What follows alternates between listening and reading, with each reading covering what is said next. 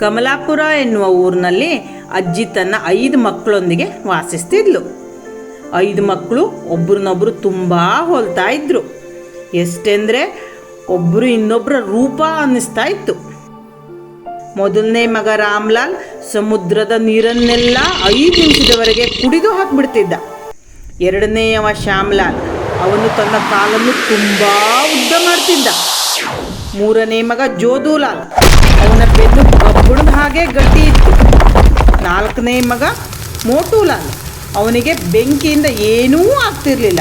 ಹಾಗೂ ಎಲ್ಲರಿಗಿಂತ ಚಿಕ್ಕವನು ಶಂಭುಲಾಲ್, ಅವನು ಇಡೀ ದಿನ ಉಸಿರನ್ನು ಕಟ್ಟಿಕೊಂಡಿರ್ತಿದ್ದ. ಅಜ್ಜಿಯ 5 ಮಕ್ಕಳು 5 ವಿಶೇಷ ಗುಣಗಳನ್ನು ಹೊಂದಿದ್ರು. 5 ಜನ ಅಣ್ಣ ತಮ್ಮಂದಿರು ನೋಡುವುದಕ್ಕೆ ಒಂದೇ ಥರ ಇದ್ರು.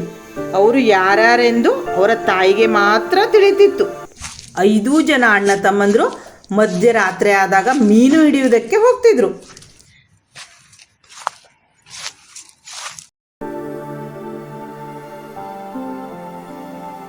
ತಮ್ಮಂದ್ರ ಕೇಳಿ, ಸಮುದ್ರದ ನೀರೆಲ್ಲ ನನ್ನ ಬಾಯಲ್ಲಿ ತುಂಬ್ಕೊಳ್ತೀನಿ. ನೀವೆಲ್ಲ ಬೇಗ ಬೇಗ ಮೀನನ್ನು ಹಿಡಿದು ಹೊರಗೆ ಬಂದ್ಬಿಡಿ. ಅಲ್ಲ ಅಣ್ಣ, ಪ್ರತಿ ಬಾರಿ ಹೇಳಿದ್ದನ್ನೇ ಯಾಕೆ ಹೇಳ್ತೀಯ? ನಾವು ಯಾವತ್ತಾದ್ರೂ 1 ನಿಮಿಷವಾದ್ರೂ ಲೇಟ್ ಮಾಡಿದ್ದೀವಾ?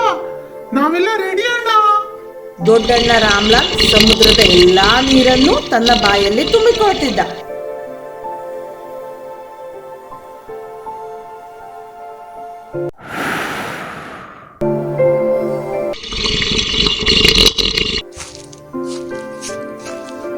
ಈಗ ಶಂಭುಲಾಲ್ ಸರ್ದಿ, ಚೋಟು ಮಾರ್ಕೆಟ್ಗೆ ಹೋಗು ನೀನು.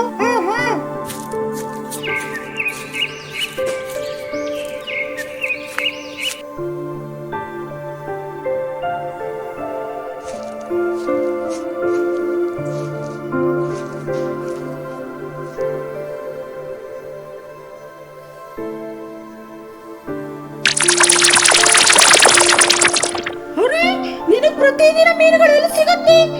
ಸ್ವಲ್ಪ ನನಗೂ ಹೇಳಿ. ನನಗೆ ಸಿಗಲ್ಲ. ನೀವೇನೋ ಜಾದೂ ಮಾಡ್ತೀರಿ ಅಲ್ವಾ?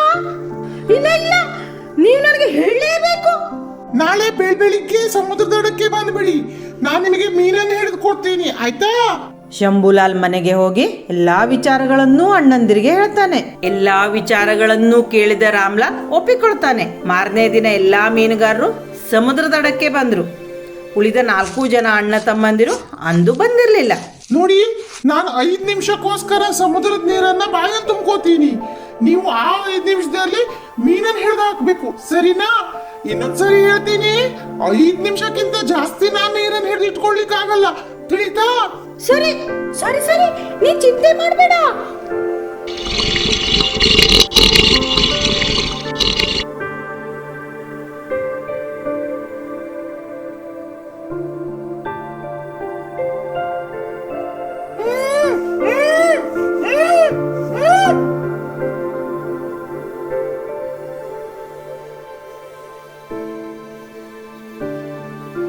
ಊರಿನಲ್ಲಿ ಗಲಾಟೆ ಶುರುವಾಯಿತು. ಮೀನುಗಾರರ ಕುಟುಂಬದವರೆಲ್ಲ ರಾಜ್ನ ಹತ್ರ ದೂರು ಕೊಡಲು ಹೋದ್ರು. ನಿಜಾನ ರಾಮ್ಲಾಲ್, ನೀನು ಬಾಯಿಯಿಂದ ನೀರನ್ನು ಬಿಟ್ಟು ಇಷ್ಟೆಲ್ಲ ಜನ ನೀರಿಂದ ಸಾಯಿಸ್ಬಿಟ್ಯಾ? ಹಾ ನಿಜ ಮಹಾರಾಜ್ರೇ, ಅದು ನಿಜಾನೇ. ಒಂದ್ ವೇಳೆ ನೀರನ್ನು ಬಿಟ್ಟಿಲ್ಲ ಅಂದ್ರೆ ನನ್ನ ಬಾಯಿ ಹೊಡೆದು ನಾನು ಸತ್ತೋಗ್ತಿದ್ದೆ. ನಾನು ಅವರಿಗೆ ಮೊದಲೇ ಹೇಳಿದ್ದೆ, ನನಗೆ 5 ನಿಮಿಷದವರೆಗೆ ಮಾತ್ರ ಬಾಯಲ್ಲಿ ಇಟ್ಕೊಳ್ಳೋಕ್ ಆಗೋದು ಅಂತ. ಆದ್ರೆ ಅವ್ರು ಯಾರೂ ನನ್ನ ಮಾತನ್ನ ಕೇಳಲೇ ಇಲ್ಲ. ನಾನು ವಿಧಿ ಇಲ್ದೇನೆ ಸಮುದ್ರ ನೀರನ್ನ ಬಿಟ್ಟೆ. ಹಾಗಾಗಿ ಘಟನೆ ನಡೆಯಿತು ಮಹಾರಾಜ್ರೇ. ಎಲ್ಲಾ ವಿಷಯವನ್ನು ಕೇಳಿದ ರಾಜ ರಾಮ್ಲಾಲ್ಗೆ, ಇಷ್ಟೊಂದು ಜನರ ಮರಣಕ್ಕೆ ಕಾರಣವಾದ ನೀನು ಅಂತ ನಾನು ನಂಬ್ತಾ ಇದ್ದೀನಿ. ನಿನ್ನನ್ನ ಸಮುದ್ರದಲ್ಲಿ ಮುಳುಗಿ ಸಾಯಿಸ್ಬೇಕಂತ ನಾನು ಆಜ್ಞಾಪಿಸ್ತಿದ್ದೀನಿ. ನಿನ್ನ ಕೊನೆಯ ಏನೇನು ಹೇಳು? ಮಹಾರಾಜೇ, ನಿಮ್ಮ ಆಜ್ಞೆಗೆ ನಾನು ವಿರೋಧವನ್ನು ವ್ಯಕ್ತಪಡಿಸಲ್ಲ. ಆದ್ರೆ ಸಾಯೋದಕ್ಕೂ ಮುಂಚೆ ನನ್ನ ತಾಯಿಯನ್ನ ಭೇಟಿ ಮಾಡಬೇಕು. ಹಾಗೆ ಆಗ್ಲಿ.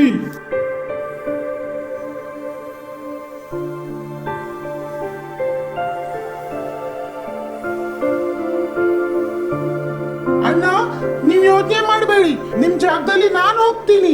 ನೀವು ಮನೆಯಲ್ಲೇ ಆರಾಮಾಗಿರಿ.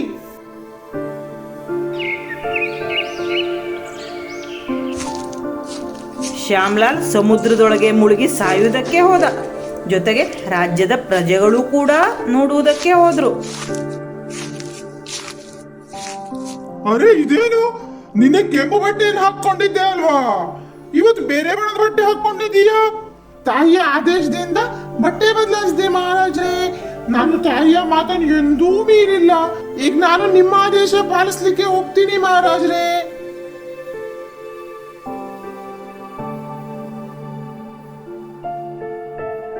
ಅರೆ, ಸಮುದ್ರ ನೀರು ರಾಮನಿಗೆ ಏನೂ ಮಾಡ್ತಾ ಇಲ್ಲ. ಅವನಿಗೆ ಏನೋ ಜಾದೂ ಗೊತ್ತಿದೆ ಅನ್ಸುತ್ತೆ. ನಾಳೆ ರಾಮುವಿನ ಕತ್ತನ್ನು ಕತ್ತಿನ ಕೊಯ್ದು ಸಾಯಿಸಿ. ಹೇಳು, ನಿನ್ನ ಕೊನೆಯ ಆಸೆ ಏನಂತ? ಮಹಾರಾಜ್ರೆ, ನಿನ್ನೆ ನನ್ನ ತಾಯಿ ಬಹಳ ಅಳ್ತಾ ಇದ್ಲು. ಒಂದ್ಸಾರಿ ಅವಳನ್ನು ಸಮಾಧಾನ ಪಡಿಸಿ ಬರ್ತೀನಿ. ಇದನ್ ಬಿಟ್ಟರೆ ನನಗೆ ಯಾವ ಆಸೆನೂ ಇಲ್ಲ ಮಹಾರಾಜ್ರೆ. ಸರಿ, ಹಾಗೆ ಆಗ್ಲಿ. ನಾಳೆ ಬೆಳಿಗ್ಗೆನೆ ನಿನ್ನ ಕತ್ತನ್ನ ಕೊಯ್ಲಾಗತ್ತೆ.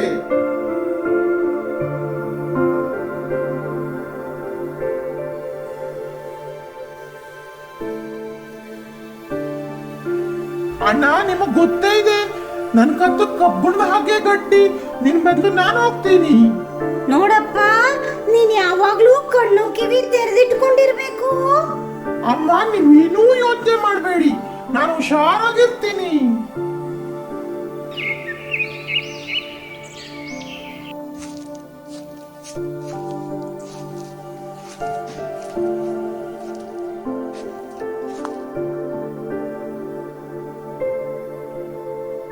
ಏನ್ ನಡೀತಾ ಇದೆ?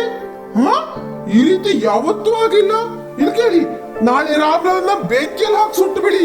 ಹೇಳು, ನಿನ್ನ ಕೊನೆಯ ಆಸೆ ಏನಂತ?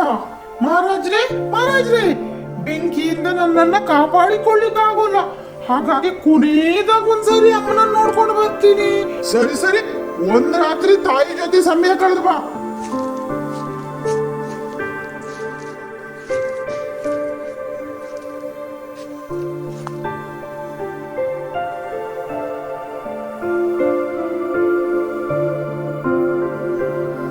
ಅಣ್ಣ, ನೀವ್ ಯೋಚನೆ ಮಾಡಬೇಡಿ, ನಿಮ್ ಜಾಗದಲ್ಲಿ ನಾನು ಹೋಗ್ತೀನಿ. ನೀವು ಮನೆಯಲ್ಲೇ ಆರಾಮಾಗಿರಿ.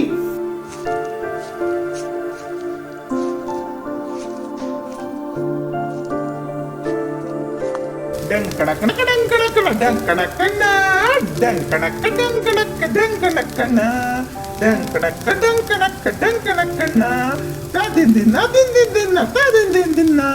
ಇದೆಲ್ಲ ಏನಾಗ್ತಾ ಇದೆ? ನಂಗೇನು ಅರ್ಥನೇ ಆಗ್ತಾ ಇಲ್ವಲ್ಲ. ನೀರೊಳಗೆ ಮುಳುಸಕ್ ಹೋದ್ರೆ ಕಾಲುದ್ದ ಆಯ್ತು, ಕತ್ತಿಯಿಂದ ಕೊಲ್ಲಕ್ ಹೋದ್ರೆ ಕುತ್ತಿನೇ ಕಟ್ಟಾಯ್ತು. ಈ ರಾಮಲಾಲ್ಗೆ ಏನೋ ಜಾದು ಗೊತ್ತಿದೆ ಅನ್ಸುತ್ತೆ. ಅರೆ, ಅರೆ, ಅರೆ, ಇಲ್ಲೇನು ಡ್ಯಾನ್ಸ್ ಮಾಡ್ತಾ ಇದ್ದಾನೆ. ಮಹಾರಾಜ್ರೆ, ಇಲ್ಲೇನ್ ನಡೀತಾ ಇದೆ? ಮಹಾರಾಜ್ರೆ, ಆನಂದವಾಗ್ತಾ ಇದೆ. ಏನು, ಬೆಂಕಿಯಲ್ಲಿ ಆನಂದ ಬರ್ತಾ ಇದೆಯಾ?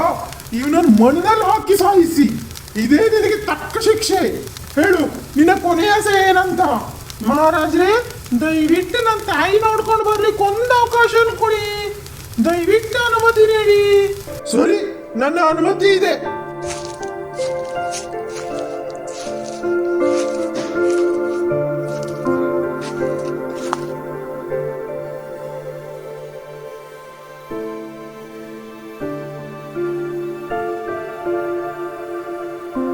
ಅಣ್ಣ, ನೀವೇನೂ ಯೋಚನೆ ಮಾಡಬೇಡಿ, ನಾನು ಉಸಿರನ್ನು ಕಟ್ಕೊಂಡಿರ್ತೀನಿ.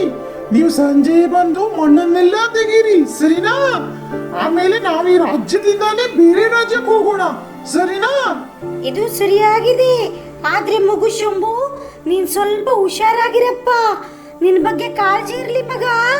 ಅಮ್ಮ, ನೀವೇನೂ ಯೋಚನೆ ಮಾಡಬೇಡಿ, ನಾನು ಹುಷಾರಾಗಿರ್ತೀನಿ.